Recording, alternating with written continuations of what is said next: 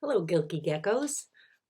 Tonight I have a story for you, Chrysanthemum, written by Kevin Henkes, one of my daughter's favorites when she was younger, and probably still is one of her favorites, even though she's 28 years old. It's all about a little mouse with an unusual name. Here we go. The day she was born was the happiest day of her parents' lives. "She's perfect," said her mother. "Absolutely," said her father. And she was. She was absolutely perfect. "Her name must be everything she is. Her name must be absolutely perfect," said her father. And it was. Chrysanthemum. Her parents named her Chrysanthemum. Chrysanthemum grew and grew and grew, and when she was old enough to appreciate it, Chrysanthemum loved her name.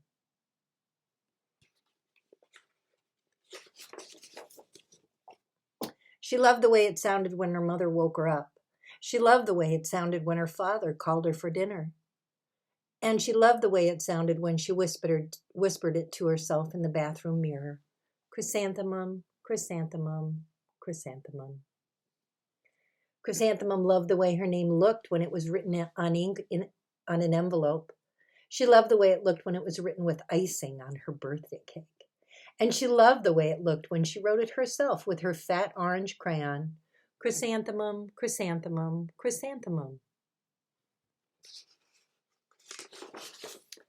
Chrysanthemum thought her name was absolutely perfect.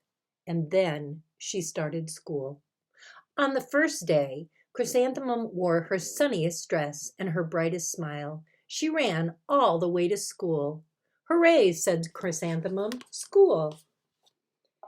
But when Mrs. Chudd took roll call, everyone giggled upon hearing Chrysanthemum's name.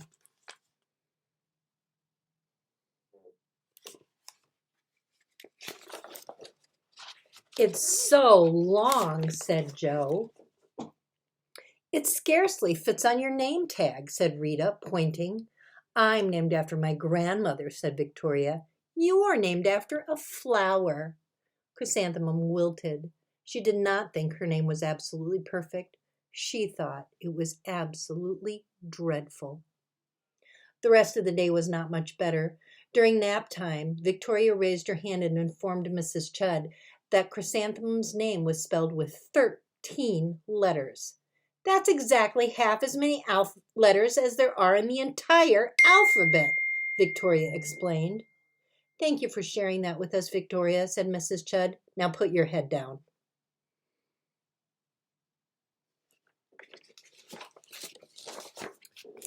"If I had a name like yours, I'd change it," said Victoria, as the students lined up to go home. "I wish I could," thought Chrysanthemum miserably. "Welcome home," said her mother. "Welcome home," said her father. "School is no place for me," said Chrysanthemum. "My name is too long. It scarcely fits on my name tag, and I'm named after a flower."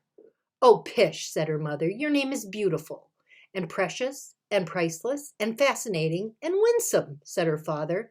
"It's everything you are," said her mother. "Absolutely perfect," said her father. Chrysanthemum felt much better after her favorite dinner, macaroni and cheese with ketchup, and an evening filled with hugs and kisses and parcheesi. That night, Chrysanthemum dreamed that her name was Jane. It was an extremely pleasant dream. The next morning, Chrysanthemum wore her most comfortable jumper. She walked to school as slowly as she could. She dragged her feet in the dirt. "Chrysanthemum, chrysanthemum, chrysanthemum," she wrote. "She even looks like a flower," said Victoria as Chrysanthemum entered the playground. "Let's pick her," said Rita, pointing. "Let's smell her," said Joe. Chrysanthemum wilted. She did not think her name was absolutely perfect. She thought it was absolutely dreadful.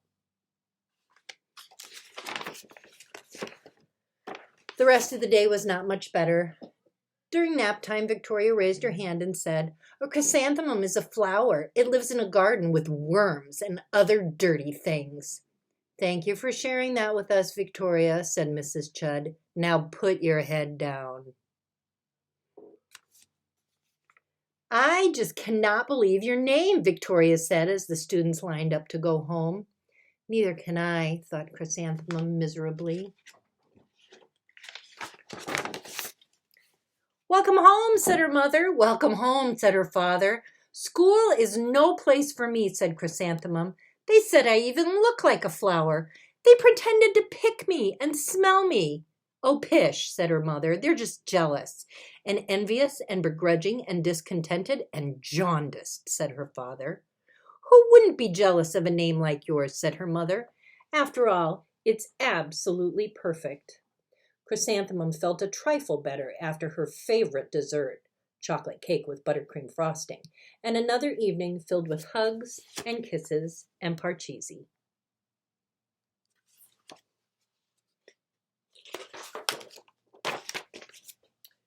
That night, Chrysanthemum dreamed that she really was a chrysanthemum. She sprouted leaves and petals. Victoria picked her and plucked the leaves and petals one by one until there was nothing left but a scrawny stem. It was the worst nightmare of Chrysanthemum's life. Chrysanthemum wore her outfit with 7 pockets the next morning. She loaded the pockets with her most prized possessions and her good luck charms. Chrysanthemum took the longest route possible to school. She stopped and stared at each and every flower. "Chrysanthemum, chrysanthemum, chrysanthemum," the flowers seemed to say. That morning, the students were introduced to Mrs. Twinkle, the music teacher. Her voice was like something out of a dream, as was everything else about her. The students were speechless. They thought Mrs. Twinkle was an indescribable wonder. They went out of their way to make a nice impression. Mrs. Twinkle led the students in scales. Then she assigned roles for the class musicale. Victoria was chosen as the dainty fairy queen. Rita was chosen as the spiffy butterfly princess. Joe was chosen as the all-important pixie messenger. And Chrysanthemum was chosen as a daisy.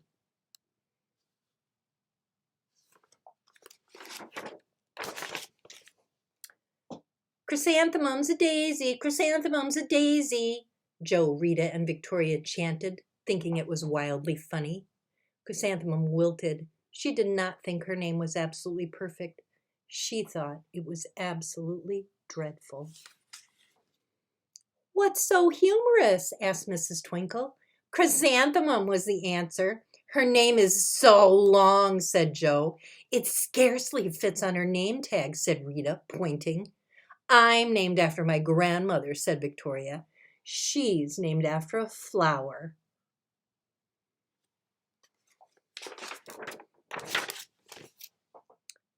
"My name is long," said Mrs. Twinkle. "It is," said Joe. "My name would scarcely fit on a name tag," said Mrs. Twinkle. "It would," said Rita, pointing.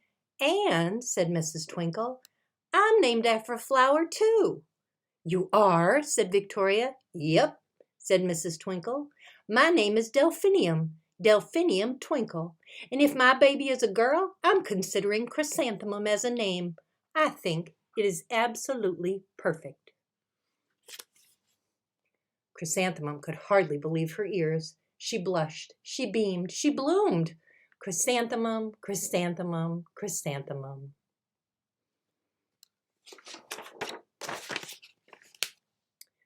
Joe, Rita, and Victoria looked at Chrysanthemum longingly. "Call me Marigold," said Joe. "I'm Carnation," said Rita, pointing. "My name is Lily of the Valley," said Victoria. Chrysanthemum did not think her name was absolutely perfect. She knew it. Epilogue. Overall, the class musicale was a huge success. Chrysanthemum was absolutely perfect as a daisy. Victoria made the only mistake. She completely forgot her lines as the dainty fairy queen.